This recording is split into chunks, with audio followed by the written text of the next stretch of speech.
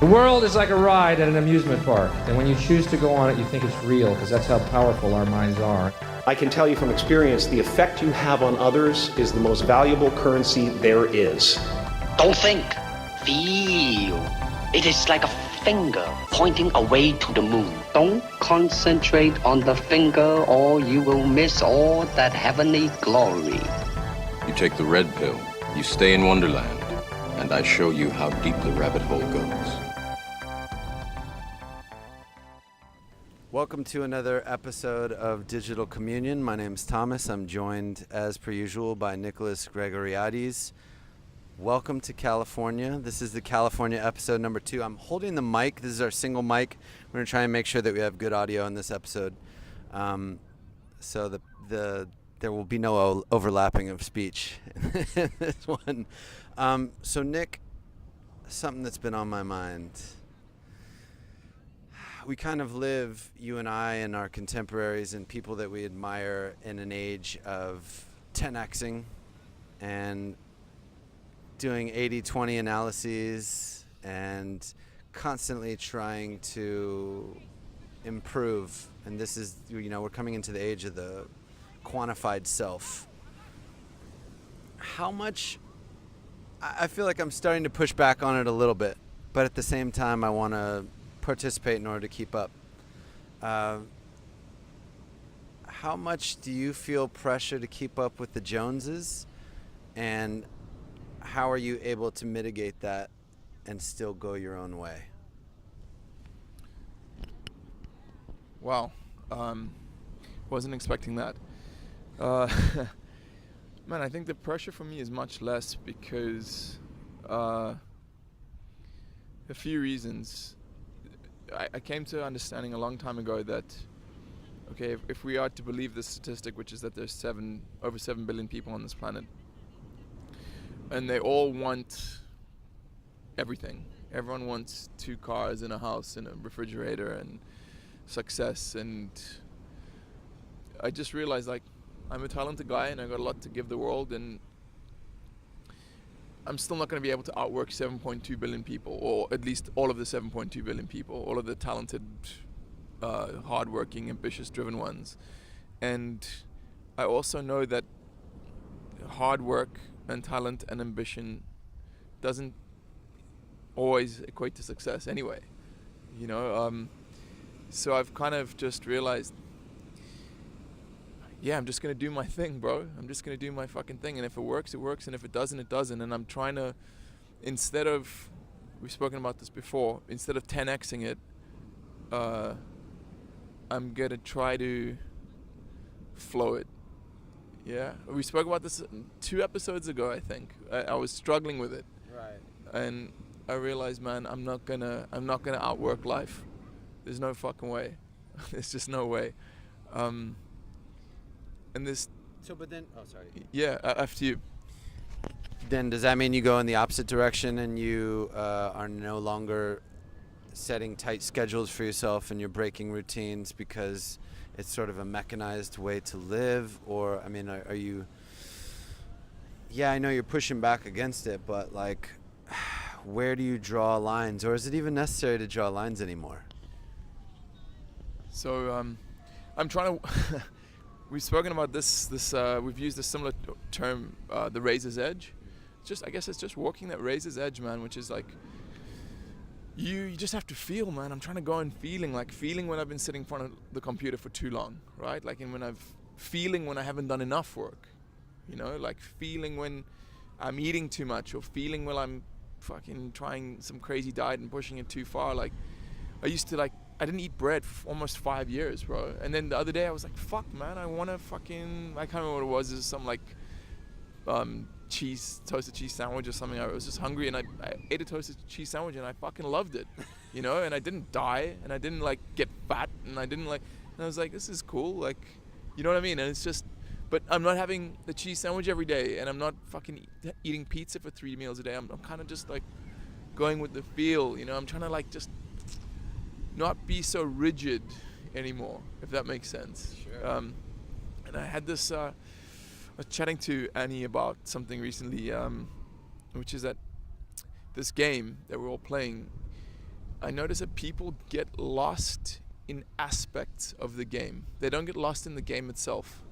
So you never see someone who gets addicted to life, right? But you see someone who gets addicted to sex or food or work or an aspect, and they follow that particular aspect too far down, and that becomes all-consuming. And I think that's one of the biggest traps about the game, is to get caught by any one of the flowers in the garden. Does that make sense? Yeah, that's great. So, what are you trapped by at the moment? Let's talk about you, Thomas.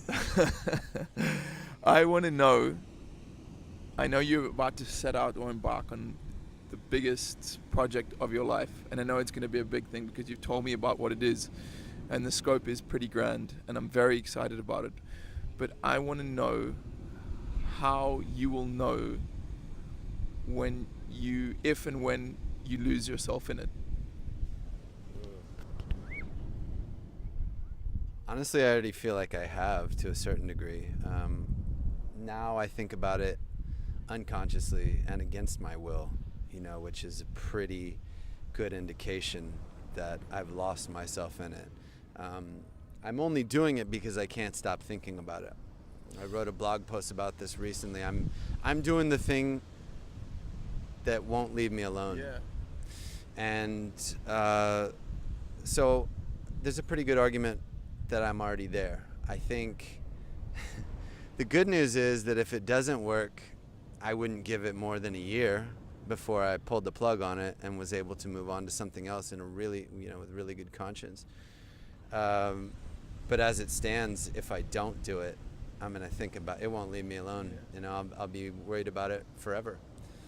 That being said, getting lost in this could really be good for a lot of different levels of what I'm trying to achieve and what I hope other people will eventually catch on to. So I don't see too much harm in that until I start neglecting my relationships, my health, all the things that we've talked about that are downsides to really going too far or being addicted to a single flower in the garden. So I think I have a better answer for the first question you asked me, which was, how did you phrase it again? The question you asked at the beginning of the show, it was, how do I know how do I not keep up with the Joneses or something like that? How do you not worry about keeping up with the Joneses, and how do you continue to strike out on your own path?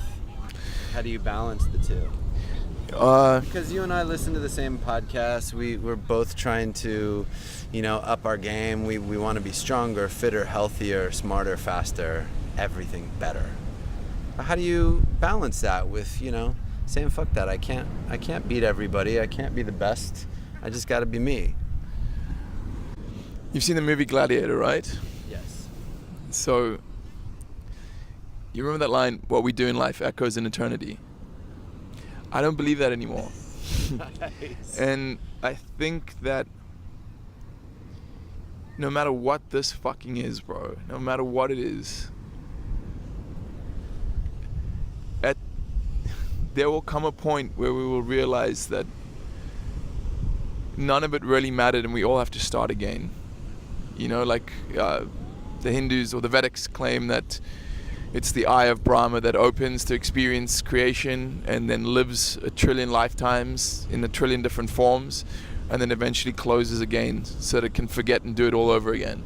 And I don't necessarily believe that exact description, but I think that whatever it is something like that, and that this has been played out millions and millions and millions of times, and it's going to be played out millions and millions and millions of times. And man, if I don't get it right in this lifetime, or in this realm, I'll get it right in another lifetime in another realm.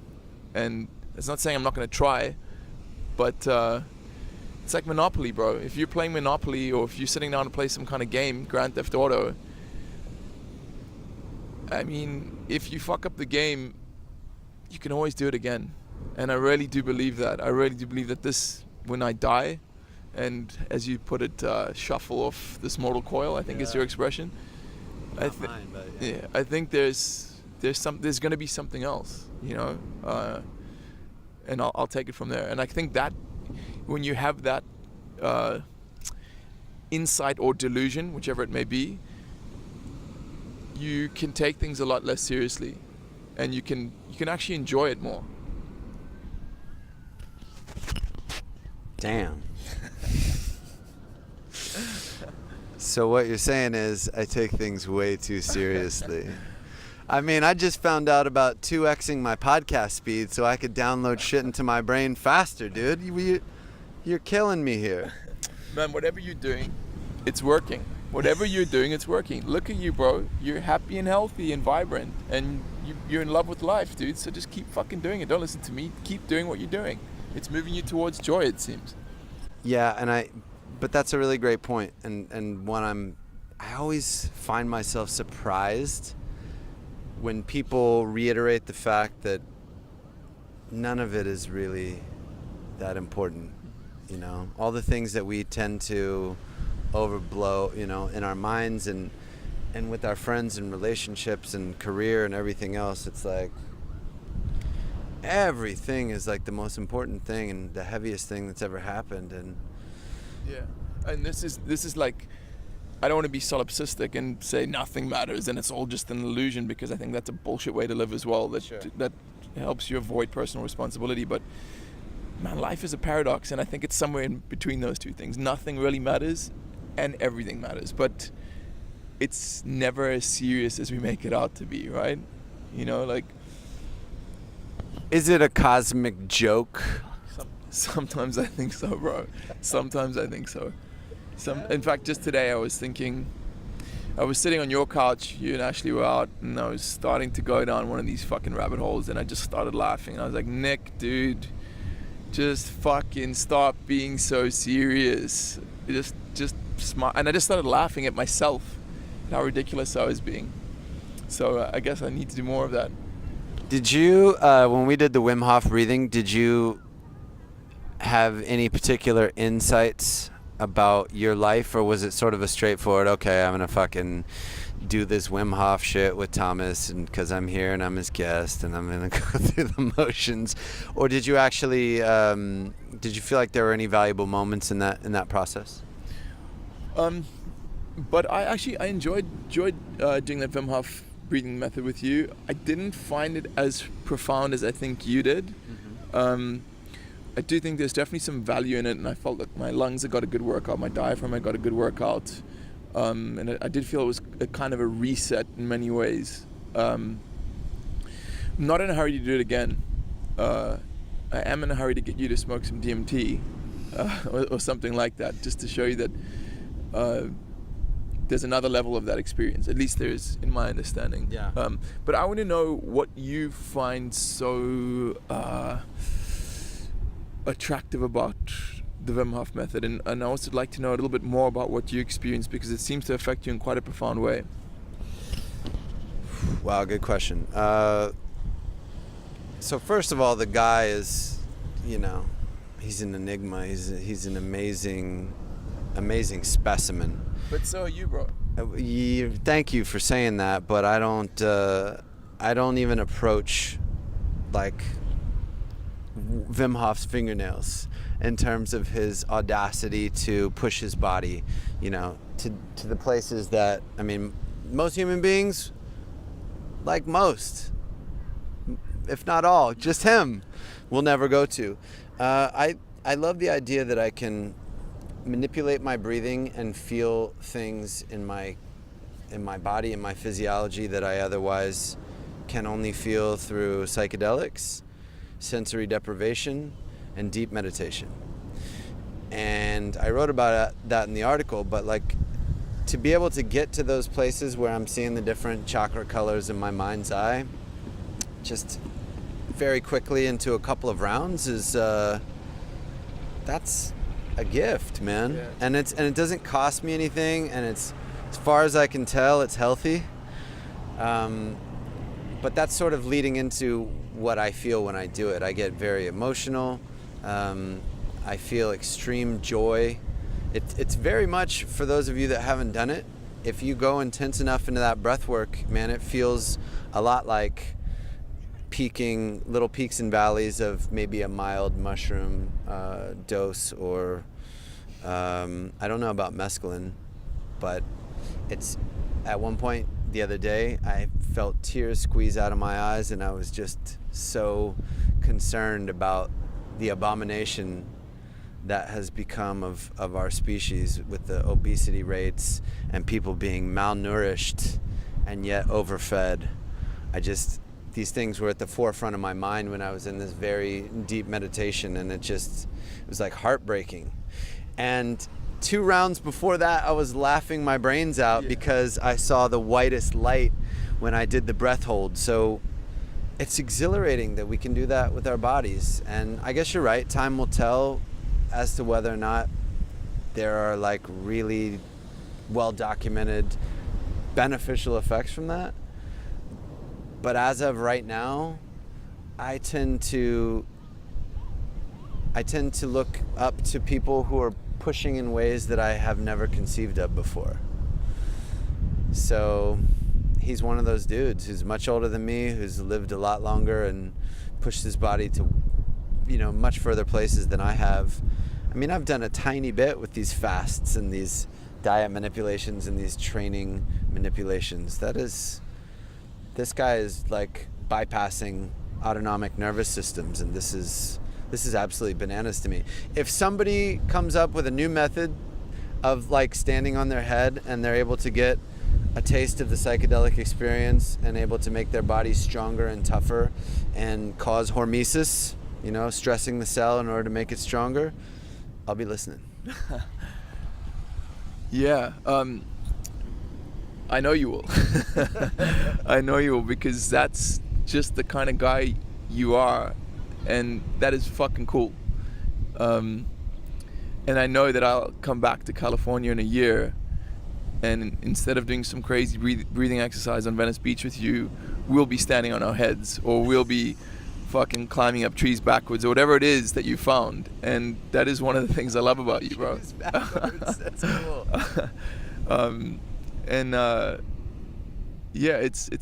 I said to you the other day, the thing I love most about you is you're the only person as crazy as I am who isn't in an institution. And I mean it, man. That's fucking awesome, bro. Like, I love the fact that you're always testing the limits of the human experience. And I think that's probably why we're friends and why we get on so well, because we're both doing it in different ways. I just hope that we both always remember to laugh about it. Wow. That's powerful, and I think we probably will. It'll take a little bit of, somebody jogging our memories and being like, hey, it's not that big of a deal, like, it's okay. But speaking of pushing boundaries, I feel like you get something new from your psychedelic experiments every time. Do you feel like that'll ever come to an end, in terms of, will you have had enough, or will you have been dosed enough that you can no longer get the same sort of insights that you do now? Is the organism, do you have an infinite amount of insight to be gained from the plant teachers, or do people like, what are the older shamans you've talked to? What do they have to say about such things? I don't think I've ever asked a shaman that question, but I really hope I reach a point where I've decided, okay, that's it. And I think that point has to come sooner or later, because, as I said earlier in the conversation, wow, that's a cool helicopter. Yeah, that one's badass. That's fucking cool. Whoa. That's like Airwolf. The Airwolf, yeah, that's really, really cool. As I said earlier, the game is infinite, man, and I can't know everything. There's no fucking way. There's just, my fucking brain isn't big enough, dude. Like, I'm just a fucking man. So I know that that's not the logical conclusion, is figuring out the whole game. As I said, I just realized I don't think we can do that. But there are just a few more things that I'd like to know about, and I'd like insight on. So I think I got a few more to go, and I think you'll be with me on a couple of them as well. I mean, I'm really looking forward to that, and I have for years now, and I can't help but be super honest and say that it's going to be real scary for me, because I have a hard time. I don't have a hard time letting go. I have a hard time coming face to face with what's on the other side. Interesting. Yeah. I think I'm one of these very, I get it. I'm a simple creature. I have the same fears that everyone who's come before me has, and everyone who will come after me does. And I don't like to be so out of control that I can't deal with the darkness when it comes, because it's coming. So I was literally thinking about this earlier today. I really do believe that things like ayahuasca in particular, it uses what it has to work with. So it uses your own stored memories and your own stored understandings to paint the pictures, or to impart the information to you.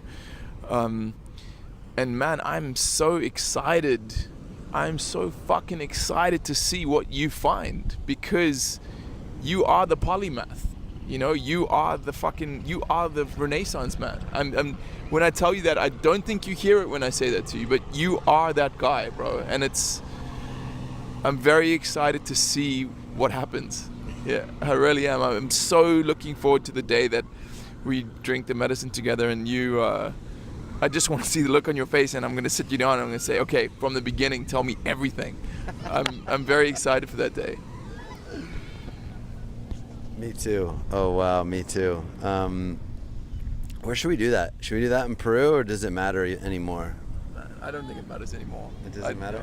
I thought that, maybe we'll do this on another episode, but for the longest time I've been like, well, I have to do it with a traditional person from, the traditional ingredients made on the Amazon from, if I eat the freshest food, why wouldn't I want the freshest ayahuasca? Or is it a distilled process? Although we're sort of running out of time, so why don't you wrap it up? Yeah. Guys, thank you so much for listening to Digital Communion. Thomas and I are really enjoying doing it. I know it's probably the part of my week that I look forward to the most now. I just enjoy chatting to you. It's a lot of fun. And I just want to send out a blessing to all of the listeners as well. Blessings to you guys, and we're feeling good vibes now, and we want to send them your way. Please go to iTunes and leave us a review, and check out the homepage, which is digitalcommunion.com. You can interact with any of the episodes and leave comments. We appreciate that.